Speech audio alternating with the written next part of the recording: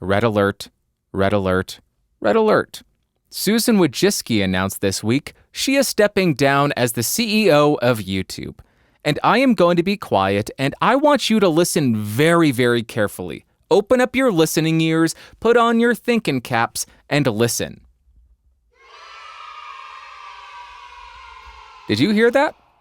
That was the collective cheers, yips, yelps, and yells of millions of content creators. They are flipping cars, lighting them on fire, burning down their cities because they are so happy that the Wicked Witch of YouTube is finally stepping down. Oh my God, the most evil person to ever exist is stepping down as the CEO of YouTube.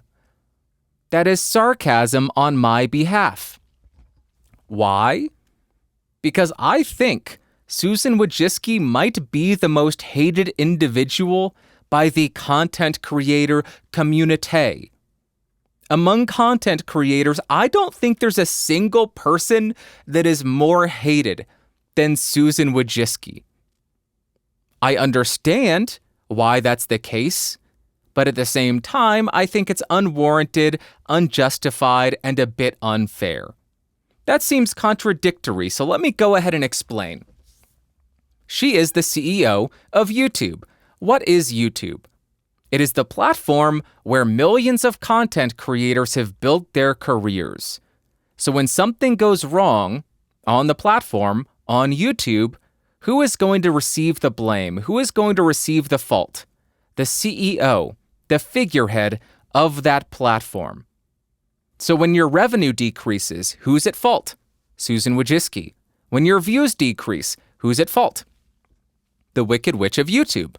When your reach decreases, who's at fault? Susan Wojcicki. That comes along with the territory. Don't get me wrong, I'm not saying don't place the blame on her. The buck stops with me, right? That's how that works. That is why CEOs, or that's partially why CEOs get paid so much, because they receive the blame of everything. They are the scapegoat for everything that goes wrong because they are the ones steering the ship. So on one hand, I understand it completely. On the other hand, I think it might be overstated. I think the outrage may not be 100% justified. And in the grand scheme of things, I think she's done a pretty damn good job. Look at all the other social media platforms over the last 10 years. Look at Facebook. Look at Twitter. Look at MySpace. MySpace may have already been gone at that point. Look at all the other social platforms. Snapchat. Think how well you would be doing if you had built your career on one of those other social media platforms compared to YouTube. All things considered, you are doing pretty well if you built your career on YouTube, if you built your business on YouTube. Of course, there will still be standouts because people have been banned. The removal of the dislike button, stupid, not a big deal for me, but I understand why people hated that. Maybe you were somebody who's been demonetized because you make extremely edgy content. But my point is, in the grand scheme of things, YouTube has been pretty stable, pretty consistent, and pretty great for content creators. But the reason why I'm also giving Susan Wojcicki a little bit of leeway is I think the CEO position of YouTube is an impossible job. I think what she is doing, or what the CEO in general has to do at this company, is impossible. I went ahead and I looked up the largest corporation in the world. The largest corporation in terms of number of employees is Walmart. They have, 2.3 million employees. Then I went into Google and I looked up how many YouTube channels there are. Very hard to find an accurate number here. I saw ranges from 50 million to 100 million to 325 million was the highest I saw. That's not what I want.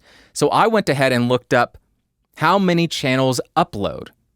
And again, I had a huge range ranging from 15 to 25 million. So let's say it's 15 million channels. That means the CEO of YouTube is making sure that 15 million individuals are happy with where the ship is going. They have to make sure that 15 million artists, 15 million creatives, 15 million emotional people whose careers have been built on this platform are happy with every decision that is made. That's impossible. That is an impossible task. There are some decisions that are obviously not going to be popular with content creators. But as I say every single time I talk about this, content creators are not the real business model of YouTube. I understand without content creators, nobody would be on YouTube watching. But the viewers are the real bread and butter of YouTube.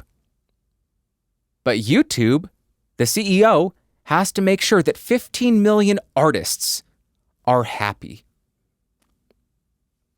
No, that will never happen. Artists want to be left alone. This is my art, man. You can't tell me what to say. I want to say what I want to say when I want to say it all the time, and I want to scream it from a mountaintop, and I want you to pay me to do it. I know, because that's me. I don't want to classify myself as an artist. I will classify myself as a YouTuber, and I want my money. I want my views. Give me my views and money, YouTube.